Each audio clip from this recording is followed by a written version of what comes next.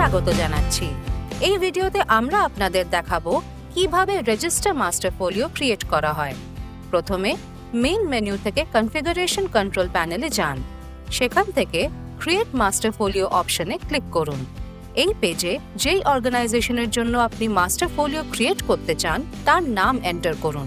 তারপর একটা valid email ID enter করুন। এরপর জিএসটি নাম্বার এন্টার করুন।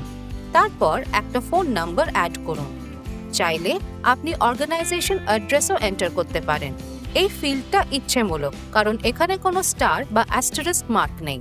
সব প্রয়োজনীয় ডিটেলস ফিল করার পর সাবমিট বাটনে ক্লিক করুন। এটা করলেই আপনার রেজিস্টার মাস্টার ফোলিও সফলভাবে তৈরি হয়ে যাবে।